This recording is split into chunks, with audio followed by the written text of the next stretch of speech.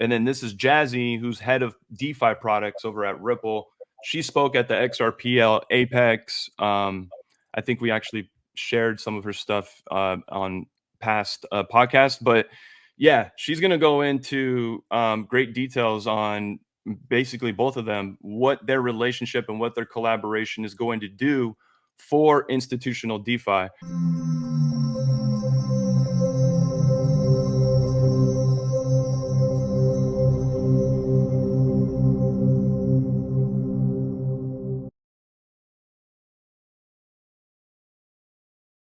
Twitter can be one of the best places for market information, but then also one of the worst. And vast amount of individuals in the retail community that are involved in crypto, unfortunately, follow all the worst accounts to be paying attention to for market dynamics in crypto. Like most people in crypto on Twitter are opinionated and not logical and factual and research based.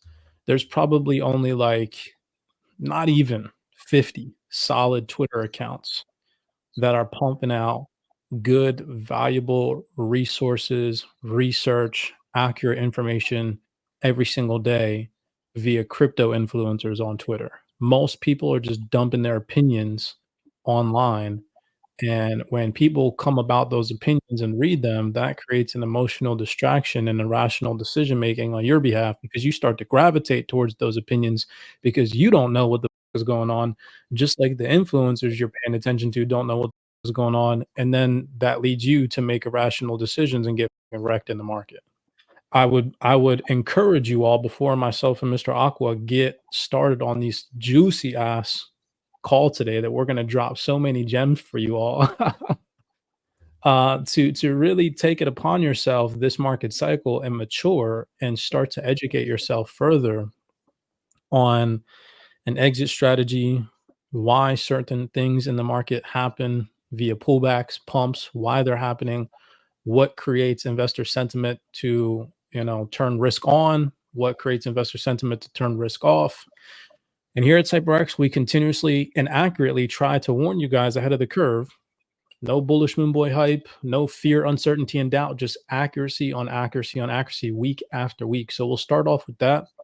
Shout out to everybody that's hopped on the call so far. We appreciate you guys for tapping in. I know it's been a couple Fridays since we've done this, but we've had some personal issues pop up where we were unable to do previous Friday calls.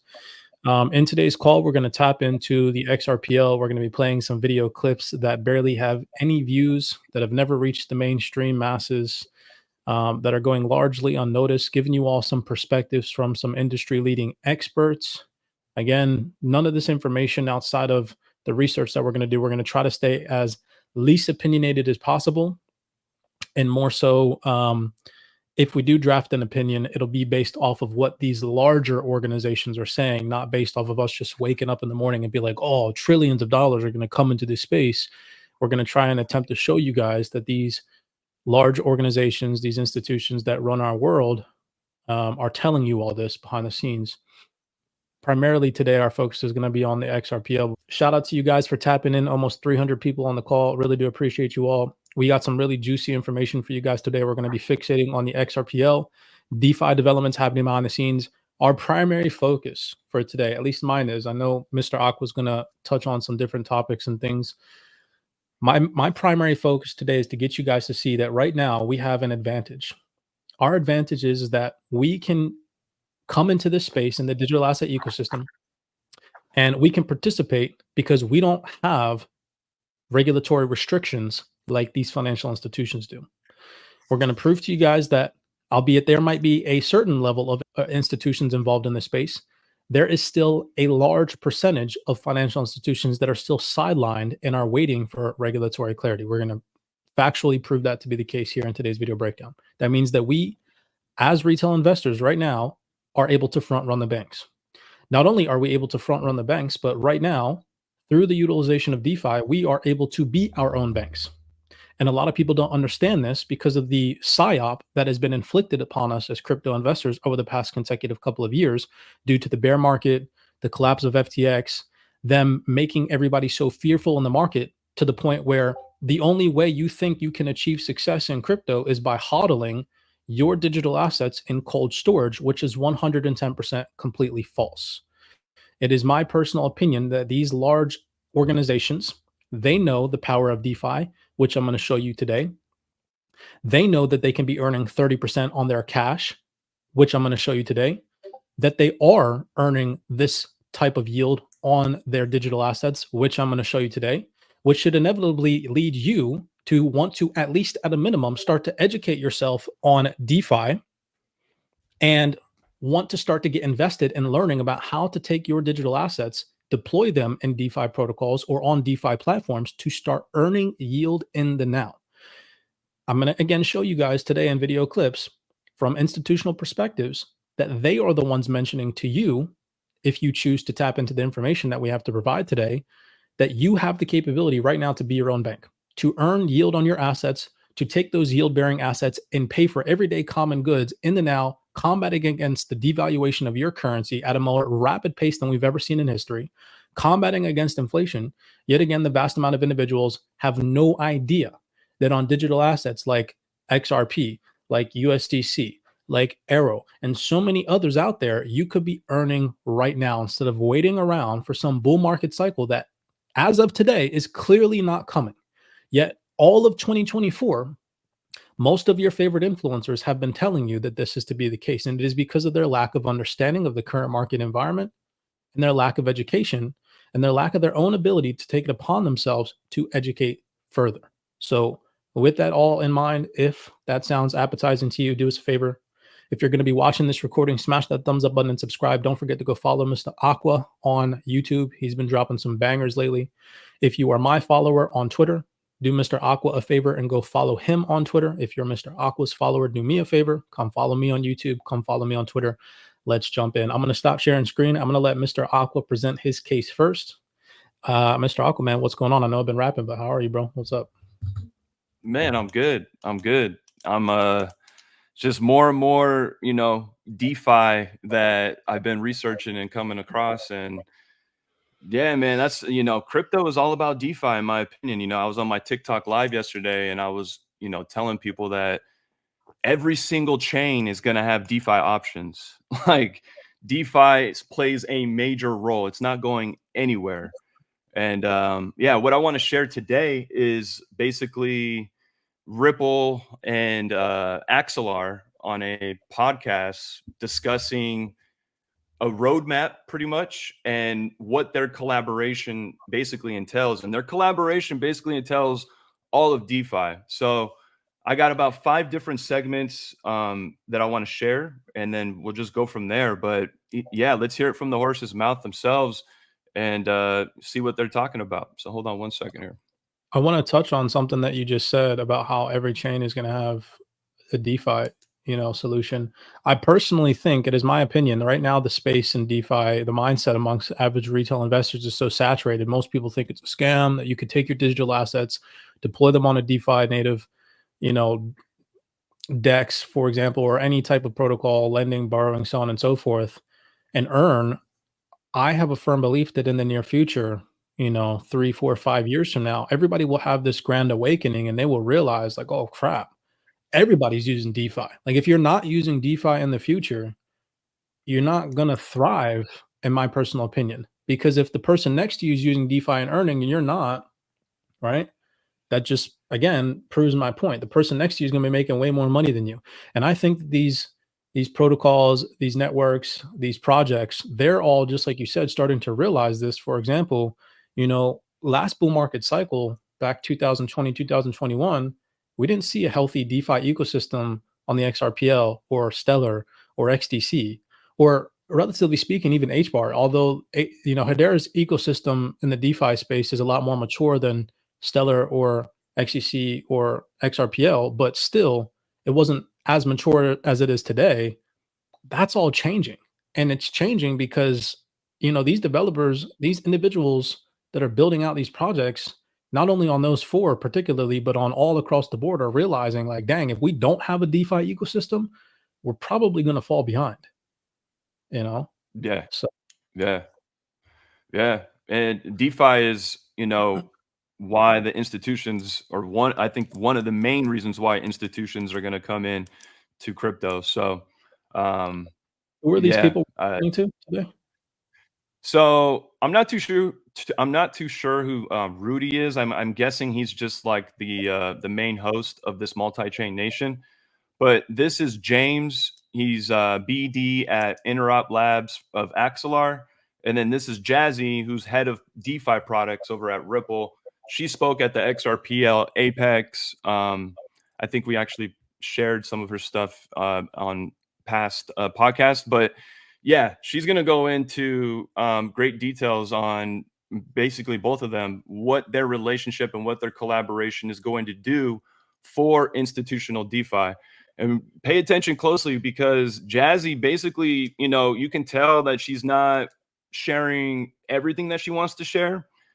And you can, like, for me, I could just tell, but she's kind of holding back on like naming the names of institutions, but she brings up institutions and their relationships with institutions quite a few times. So yeah, let me play this. Just before you play it, I want everybody to really understand what we're trying to convey to you all. The views on this particular video, I believe it has like 142 views, if I'm not mistaken. I can't see it. Screen's kind of small. 140. The information that we're going to share with you today as we go through the rest of this video breakdown in this podcast today is vast amount of the information that we're going to show you is going readily unnoticed. Not a lot of people know that this stuff exists. And you can even see that through the statistics. There's only about 560 million active crypto users.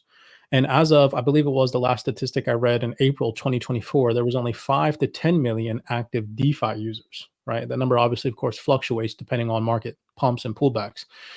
So what myself and Mr. Aqua, through creating this educational platform on Wealth 28 and showing you all how we are benefiting from deploying our digital assets in DeFi and earning yield on them, is that not a lot of people know that this stuff exists. And so we're already a very small percentage of the population if you're invested in crypto. But then inside the crypto realm, being involved in DeFi, you're even a smaller percentage of people in crypto that are actively engaged in learning how to make your money work for you. And if you don't know what we're talking about, you have no idea what DeFi is, or maybe you do, right? Come check us out. Come join the Wealth 28 Club and get educated. You don't have to deploy. You don't have to go and take your digital assets out of cold storage and go start earning. You don't have to. But at least at a minimum, after what we show you today, it should at least spark your interest to start to get educated. I cannot stress enough that your confidence to deploy on DeFi protocols or take your digital assets and leverage them and start earning on them will only stem from your education, right? If you're not educated about it, if you don't know about it, you will constantly think it's a scam. You will constantly think that you're going to lose money. You will constantly think that it has nothing to do with you and you shouldn't get involved. Stop that. Take a more mature educational approach. Be actively engaged in the developments that are happening. And what we're going to show you today are all things that have happened over the past. All the information that I have is within the last 6 months. So it's all active, right? When was this video, Mr. Aqua? 2 days ago or a day ago. Yeah. 2 days ago. This is fresh stuff. Nobody else. I'm telling you guys right now, because myself and Mr. Aqua, when the AMMs dropped on the XRPL in March of this year, myself and Mr. Aqua were some of the first influencers discussing and talking about them. Then everybody else started talking about it. And again, the information that we're sharing with you all today, no influencers are sharing this. I promise you that. Like I stamp that. I promise you that. That is for a fact that no influencers are doing this type of research for you all. That should show you our compassion and our commitment to trying to educate people the proper way, because we're showing and sharing information that none of these other dumbass mainstream influencers, especially in the XRP community, y'all know exactly what I'm talking about. We're not here to draw Fibonacci's on our charts and tell you that you're going to get $1,000 XRP price tag. We're here to show you that through time and through the freaking fundamental change in course of history that is happening, it's most likely to be the case, right? So tap in. Go ahead, Mr. Aqua.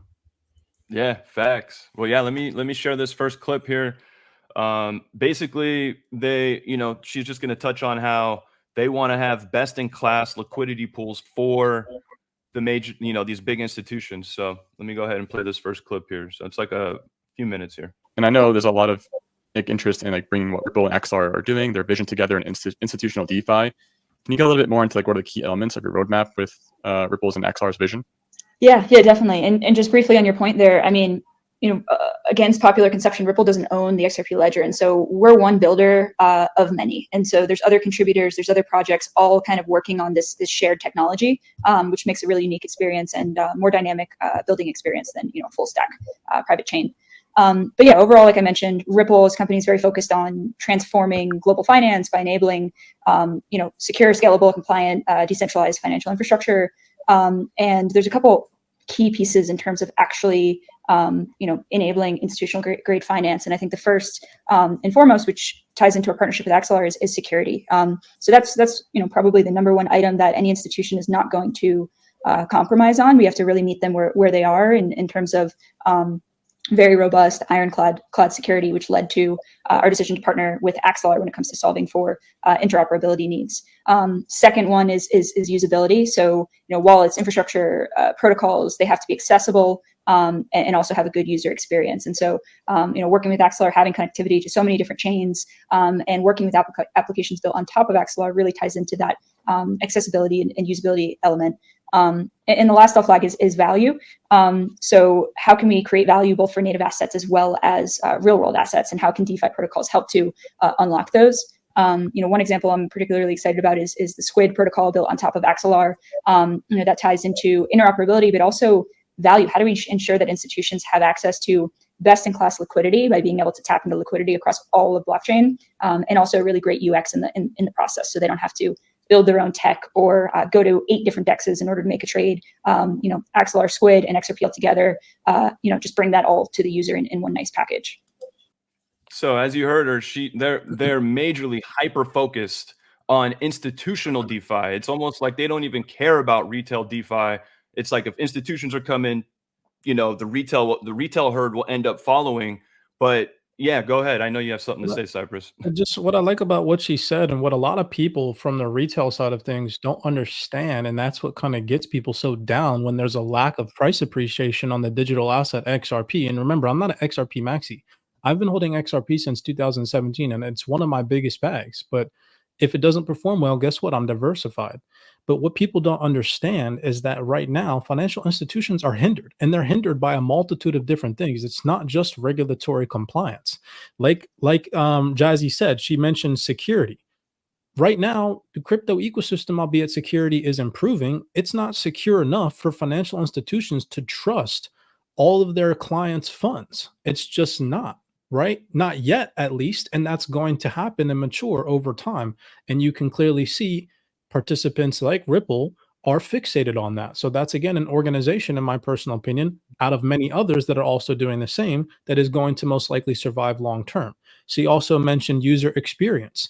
Right now, for the average individual investor, especially people with much more money than you and I, like, for example, pension funds, people with pension funds and so on and so forth, these older investors, like the boomers that have large amounts of money in like their Roth IRAs or, their retirement funds, right? They're also starting to realize like, hey, okay, investing in traditional assets isn't performing as well as digital assets. I want to roll that money over. But right now, it's too hard for them to do that, because in order for them to do that, they have to go through an entire educational process. There isn't really anybody embedded into these traditional financial systems yet to teach people how to do that. It's happening, it's developing, it's ongoing behind the scenes. I'm not saying it's not, but it's not solidified yet.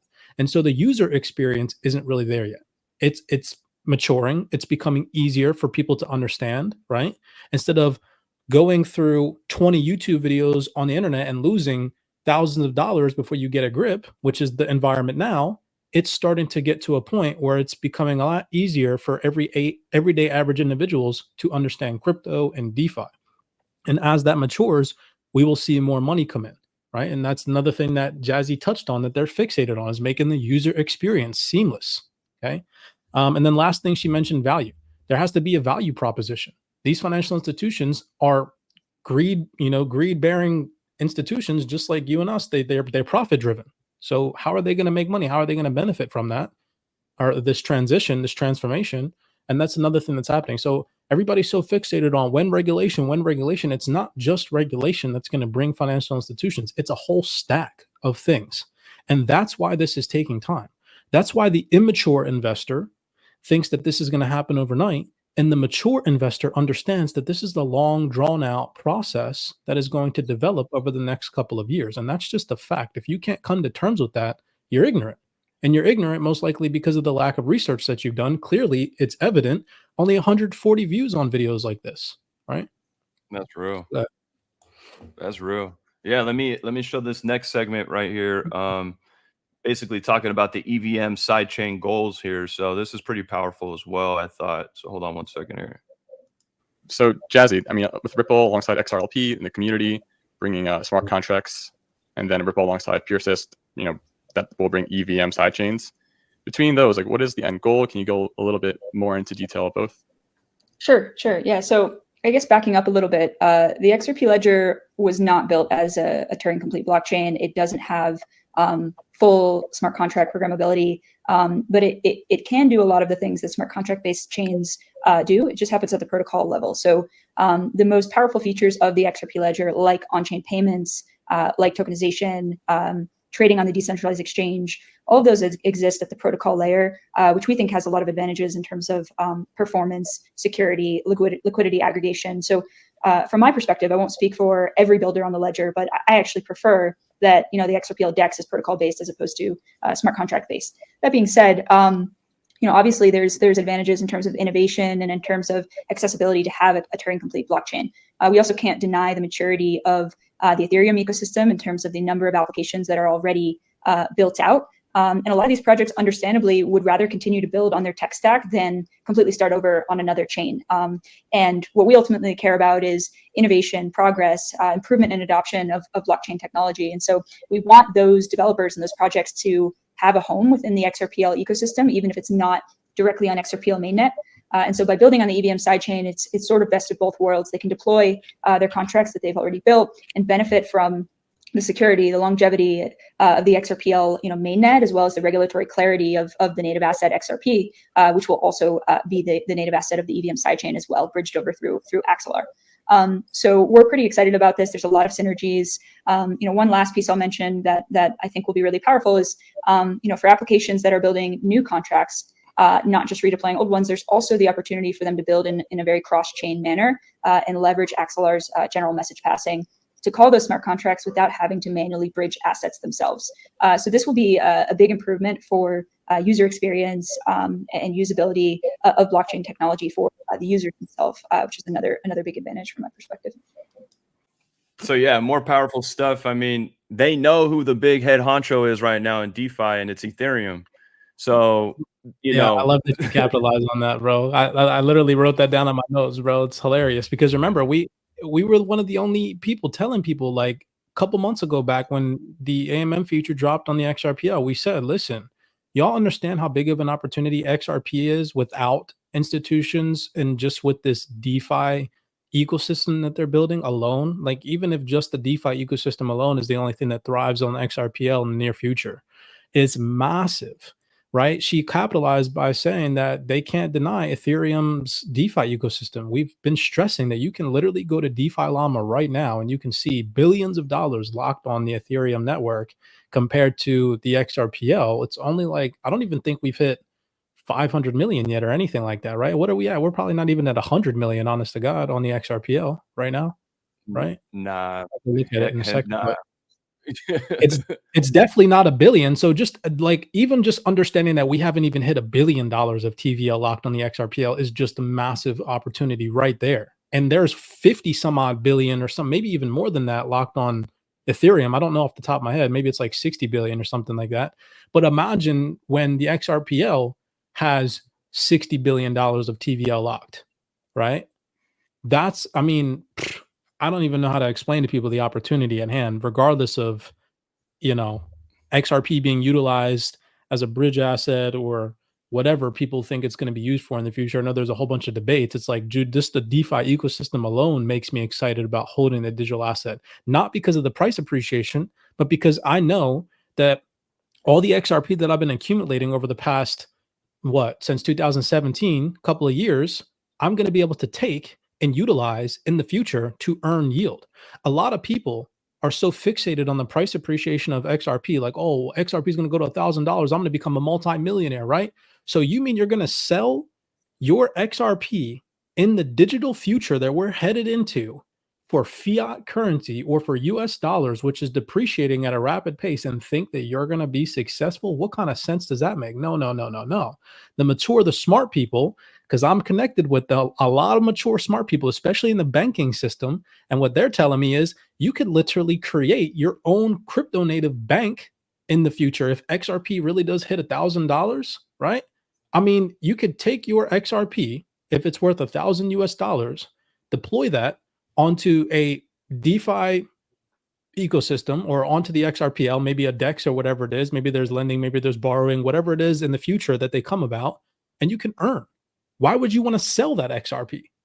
You know? And so you see all these videos on YouTube, oh, $1,000 price prediction, XRP breakout, everybody watching that shit. Like anybody that I talk to that is a real XRP holder and that understands this stuff, which is not a lot of people. I'm talking about the real XRP holders, not the people that are like, oh, know what you hold, right? But they don't even know that they can go and deploy their XRP.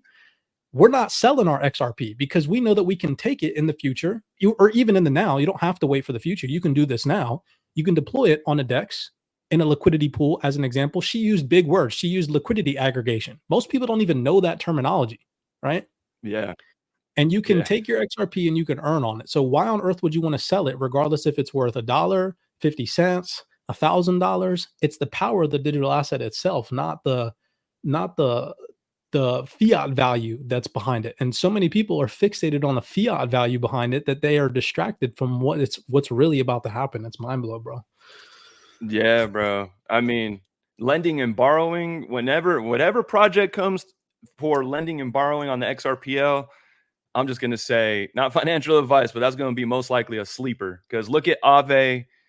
I mean, go look at Aave. I mean, let me show the next clip here.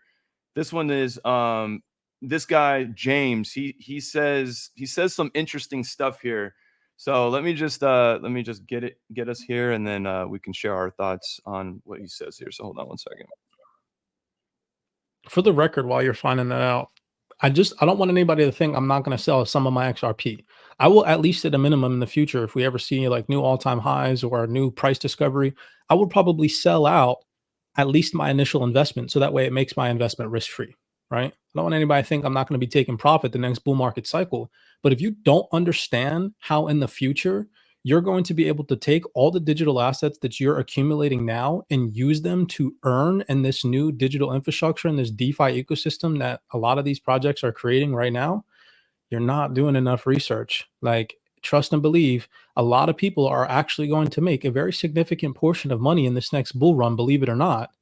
And a lot of them are going to end up broke after it because they're going to transition it all back into the traditional system, into fiat. They're going to buy material things. They're going to try to buy real estate. They're going to try to open a business, right? They're going to get stuck back into the traditional system somehow.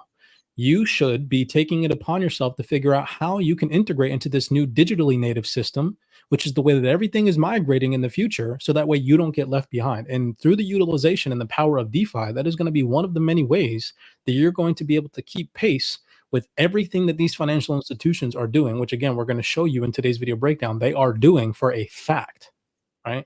I'm going to just drop in gems. You know, y'all want to tap into these gems. If you think this is interesting, what we're talking about, imagine what we share in our private community, right? I mean, I'm just saying. That's real. That's a good point, bro. That's a really good point. All right, hold on. Let's hear what this guy James has to say about the future of Ripple. All right, so hold on, let's tap in. And we're very much interested to see where the larger financial institutional space moves, how quickly they're able to find comfort to really tokenize, certain portfolios of assets. But publicly, you can take a look, look at what JP Morgan did with Project Guardian and take a look at what Deutsche Bank is doing now with Project Guardian. And the work that they're doing with Axelar will be presented in November. So kind of wait for them to share a little bit more about what they're testing in this proof of concept. But this stuff is, we're on the precipice. Like, we are finally getting the pieces of infrastructure in that we're really moving forward. And so I think that we're very excited about it. And we think that Ripple can absolutely end up being one of the major hubs that kind of creates that first step that brings on those larger financial institutions to start tokenizing new types of assets. I mean, he said it himself right there. You know what I mean? And like, this guy's resume is way better than mine to have the position that he has over at Axelar. So he must know something that we all don't know. And for him to say that about the future of Ripple being the major hub, like, come on now. Like, I would rather adopt this man's opinion than adopt somebody else's opinion. I'll tell you that. Listen, bro, hold on. What I'm going to drop for you right now, because as soon as he said that, he said at the beginning, right? Go back a little bit to when you first played that. I just want to confirm. He said that XLR and JP Morgan are going to announce something that they're working on in October. Okay. Yep. And I'm going to play a video clip after this when Mr. Aqua allows me to roll this over into my portion of a video breakdown from 9 months ago that only has 531 views of an individual representative from JP Morgan mentioning the EVM sidechain and how they're building this system out in such a way for when regulatory clarity comes into play, they can drag from the private blockchains this system that they're building and just drop it on the public blockchains, and how they're actually going to start utilizing public networks in the future. Because everybody thinks there's this large debate that there's this private XRPL and everybody's just going to stay private. No, in reality, they're building it that way so that way it doesn't affect the fluctuations of these digital assets in the now, so they can test it. I'm telling you guys right now, watch, mark my words, this video in particular that we're making and these words I'm speaking to you all are going to age well, because this is not my personal opinion. This is an opinion coming from these large institutions, and I'm going to show you exactly what I'm talking about. Put the money where my mouth is at. So can you just play that real quick so we can confirm he said JP Morgan? Yeah, definitely. And then I got one more clip after this to share, and then I'll hand it off to you. But you know, the other thing too is that Axelar has over 55 different blockchains connected on their platform right now as well. So that's major and something to, you know, tuck away in your mental. But hold on, I'll replay this though. Looking at that, and we're very much interested to see where the larger financial institutional space moves, how quickly they're able to find comfort to really tokenize you know, certain portfolios of assets. But publicly, you can take a look, you know, look at what JP Morgan did with Project Guardian, and take a look at what Deutsche Bank is doing now with Project Guardian. He said it. Deutsche Bank too. I've heard that in your talk track of Can you just let it roll a little bit? Who is he? Who is he? My bad. No, he says something about October. November. Hold on, I'll let him run it right now. Hold on. Axelar will be presented in November, so kind of wait for them to share a little bit more about what they're testing in this proof of concept. But this stuff is the bank is doing now with Project Guardian, and the work that they're doing with Axelar will be presented in November. So kind of wait for them to share a little bit more about what they're testing in this proof of concept. He's going to confirm what I'm trying to show you guys. Like JP Morgan, he talked about the test, the proof of concepts that they've been doing. Now he just said that they're going to announce something in November. Watch, I'm going to freaking blow people's minds today about this transformation, how they're mentioning XRPL, tokenization, all the money that's about to come on chain. People don't even freaking understand, man. It's so crazy. Even, you know what's even crazier? I feel like even the bullish moon boys don't actually understand. Like even the bullish moon boys aren't tapped into this type of information. They just think that XRP is going to start being utilized for cross-border payments. They're not even paying attention to this, bro. Side swipe. Yeah, bro. Completely just side swipe. This last clip I want to play is like a minute long, but Jazzy's going to touch on what, like, basically they're aligning themselves with regulations, which speaks loudly as well, right? Because we know regulations is coming down. So listen to what they have to say though about that, and then I'll pass it over to you, CYPRX. So hold on one second here. 32. That would be the first piece. I think everyone in crypto is well aware of the challenges there. The second is really around regulation. When we're bringing institutions on chain, and you know, James mentioned Project Guardian.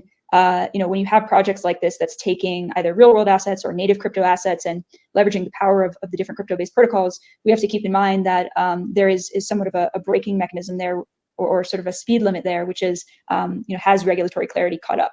And none of us, you know, that are institutionally focused want to exceed that speed limit, so to speak. So we have to kind of, you know, put a little bit of brakes on the potential of crypto and blockchain in order for regulation to catch up. But I think we're making a lot of progress. There's a lot of, you know, bright minds working on the regulatory and legal side. So, you know, I'm excited for that space to catch up as well.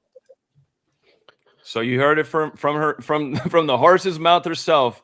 They are waiting for regulations to catch up. As a matter of fact, they are pumping the brakes because they could have already won the race, but they're pumping the brakes to be aligned with regulations. So it's like the perfect storm is brewing and about to just pour liquidity eventually into the space. So I'll pass it over to you, Cypress. I like that. I like that you just said poor liquidity, because that's actually going to what's the word I'm looking for? It's going to commingle with something that an individual representative says from EY, how there is literally a liquidity wall, a blockage happening right now. And that once the floodgates open, he says this word for word. We're going to get to that part of this video breakdown here in a second. I have the video for you guys. Once the floodgates open, trillions upon trillions of dollars of market value is going to flood not only into real world asset tokenization, but also into crypto. This particular video breakdown is just going to touch on what that gentleman James said about how they are going to announce a partnership in November.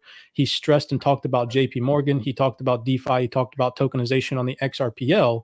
And what I've been attempting to try to convey to people is that right now they're building all of this on private, on the private blockchain, right? But in such a way where they can literally take it, lift it, and drop it on public chains in the future, right? And you have to understand that that's going to take time. Like Jazzy mentioned, security, usability, right? Value, all of these things outside of just regulation have to be laid first. That's where the terminology infrastructure comes from. And organizations like Hedera, Ripple, XDC Network, Stellar, freaking Quant, all these large projects right now that you're seeing partners with large banks, financial institutions, they are the infrastructure providers of this new financial system. That's what people don't understand. And it's not just going to freaking start pumping their assets because they partner with the Bank of England. No, not because the Bank of England doesn't have any liquidity injected into this system yet. You get what I'm saying? They have to wait. I'm just using the Bank of England as an example because that's a common partner of both Ripple and Quant, just off the top of my head, right? They have to wait. Mm-hmm. But that's coming. Like, that's what people don't freaking understand, is they're so impatient. They're so fixated on the now that they're going to miss the big picture. And the big picture is the future. This shit is not people. Normal people, I'm going to be honest, completely honest with you. Normal people are not ready for this yet. Like, they're just not. They're not. They would probably have their brains would turn into freaking mush if the whole system tomorrow we woke up and everybody had to use cryptocurrency and everybody had to use CBDCs and everybody had to have a wallet on their phone and everybody had to go and tap and pay this and that, right? Most people's brains would mush. That's that transition, that digital transformation is happening, and it's been happening at a rapid pace ever since 2019. But a very small percentage of the population are actively engaged. Right now, it's the large organizations building out this infrastructure so that normal freaking people, their brains don't melt when they do flip the switch. And that's what a lot of people, bro, I'm spitting facts right now. I'm telling you right now. You don't are believe spitting facts. If you don't believe me, if you really think I'm making this shit up, go to your local shopping mall, no matter where you are at in the world. I don't care if you're in freaking Africa, Europe, Australia, America, doesn't matter. Go to your local, every average retail masses shopping mall where the normal herd exists. Go up to them and ask them about crypto. Ask them about the financial system. Ask them about digital transformation. 98% of them, if you ask 10 people, 9 out of those 10 people are going to be like, what the fuck are you talking about? They're going to look at you like you have a third eye, right? 1 out of those 10 people will probably be able to tell you a little bit about crypto, or maybe they've even heard about digital assets. And that's a fact. So anyways, sorry to get off on a tangent. I want to let people know like how we think very deeply here at CYPRX. It's not just like, anyways. All right, so let's listen to this gentleman. I just want to try to see if this mentions who this guy is. Hold on, let me see if it says his name at the beginning. Yeah, so he is Tyrone Lobin, Onyx, JP Morgan. Okay, and listen to what he says at roughly about 4 minutes in this video. This video is from 9 months ago, only has 531 views, about how they're building this system to operate on public networks and public chains now, but in such a way so that way in the future, when the regulation is clear and everybody's integrated and more banks are on board, they can just lift and drop it onto public blockchains. Listen. Blockchains to maybe more public, or what you guys are using today, And Eric, I know you have really interesting opinions on where that's going to go in the future. Yeah, and maybe I can just provide a little bit of context in terms of just the traditional financial services market and how we think about the requirements really to be able to operate a safe and sound system. So JP Morgan processes about $10 trillion of payments every day. That's 400 times the global stablecoin daily volume. The global FX market is about $5 trillion. And so when we think about utilizing blockchains as a settlement layer, we need the infrastructure to actually support these volumes, and we need them to support the scale that the traditional financial services market is at. Pause. I'm going to pause while I'm playing this, because what did I just say to you all? That they're building out the infrastructure. And what did he just say? They have to have an infrastructure that is capable of handling $10 trillion on a freaking daily basis. Y'all, like, okay? Do y'all understand? Most people don't understand how much money that is because they've never seen that many zeros in front of them. That cannot happen right now in the current crypto environment. The market would freaking collapse, bro. I mean, it would just like disappear, like bleh, like bleh. Do you understand? Like, if the infrastructure, imagine a building isn't laid properly, then the building will just collapse. It's the same thing with this new financial system that they're building. They don't want that to happen. So they're testing it out through these proof of concepts, which take time. They have to network, they have to partner, they have to develop all this stuff. And this shit just takes time. People wake up. They're telling you this. This is only from 9 months ago. Listen. So right now, clearly, there are a number of reasons, both technological wise, but also regulatory wise, as to why we have to use permissioned blockchains. However, you can think about these, globally ever-present, always up, highly redundant public blockchains as a really, really attractive settlement layer that can, service this global market. However, until we actually solve some of the key challenges, specifically around privacy, specifically around things like AML, KYC, it does become difficult for us to fully step into that environment. We did a project last year with the Monetary Authority of Singapore where we demonstrated what it would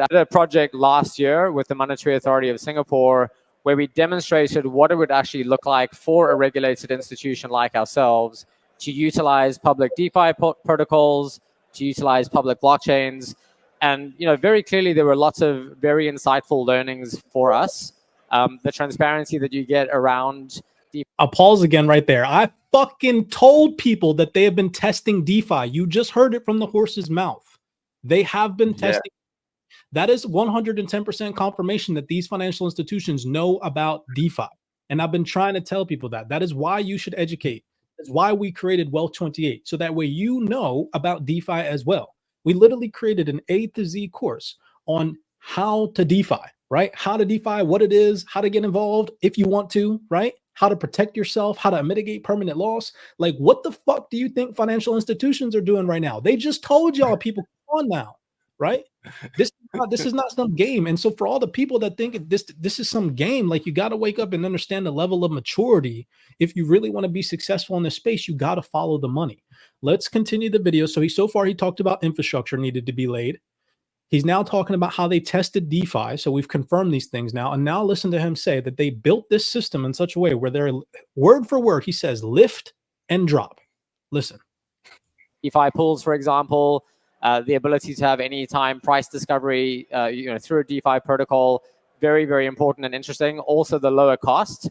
But as I said, until we actually have some clarity around the ability to actually operate on this infrastructure from a reg perspective, we're going to have to be in the sort of permission view until we can take some of the hybrid steps. And those hybrid steps look like some of the existing infrastructure that is coming out right now around, subnets or permission zones or these kinds of things. And from our perspective, the reason why we operate an EVM sidechain is so that everything that we build can actually be portable into a public environment. So all of our contracts are written in Solidity. We use ERC20s for the most part for our tokens. All of our developer tooling is, utilizes the public Ethereum ecosystems tooling set. So actually moving into the public blockchain environment when we can will be much of a sort of a lift and drop scenario. Hold on, y'all, but run it back. Will be much of a sort of a lift. Moving into the public blockchain environment when we can will be much of a sort of a lift and drop. I love that part, bro. He literally said, moving into a public blockchain environment when we can will be sort of a lift and drop scenario. He's talking about the flip of the switch moment. You understand? That is not coming from me. That is not CYPRX perspective. This is an individual representative, Tyrone Lobin from JP Morgan. So if you're gonna fight that, if you're gonna instead pay attention to all the bullish moon boys that are gonna tell you this is gonna happen now, this motherfucker with way more credentials than anybody on Twitter right now talking about crypto just told y'all this is gonna take time and literally laid it out for you step by step why that is. To coexist with what Mr. Aqua just presented, XLR on a podcast that has 142 views just told y'all that they just did some shit with JP Morgan, that they're going to announce some further shit with JP Morgan in November, where they talked about the EVM sidechain, the XRPL, tokenization. Come on now, people. It's not hard to pick up on this stuff, but here again at CYPRX, we're one of the only communities that is physically tapped into this information. Straight up. Everybody else, honest to God, in my personal opinion, a lot of people in crypto are fucking straight up just liars. They're not even, to fall back at the beginning of what I said at this call, most people in crypto, especially influencers with like 100,000+ followers, they're all just opinionated. And they're opinionated off of previous market cycles. The last bull market cycle, right? That's why they're so fixated on always telling you guys that prices are going to go so high because they got to experience some of the last bull market cycle and they got addicted to that. And then also, they're most likely the ones telling you to hodl your digital assets. Keep your assets in cold storage. Go get 20 cold storage devices and hodl strong, right? Because they're so fixated on the last bear market cycle, where over the past 3 years, we've been beaten to death and hammered to death. And these dumbass motherfuckers held through the entire thing. They literally watched the whole market drop, right? And to compensate for their fear, uncertainty, and doubt, and their lack of liquidity and loss in these markets, they told y'all to do the same thing and just hodl. When in reality, you could have been deployed on DeFi protocols, earning the entire bear market cycle. You could have 10x, 20x, 50x your entire portfolio through DeFi over the past 3 years. And if you think I'm lying, just go learn about DeFi and prove me wrong. You could have 110%. And again, we're one of the only communities showing people how that is possible. So let me roll in now that we've confirmed that. Man, I love dropping gems, bro. It feels so good to just let it roll off the tongue and just have everything that I'm saying in cahoots with what these people are saying. You know? Yeah. And if this is what you're opening up the gates with right now, I can only imagine what else you're about to share right now. Jesus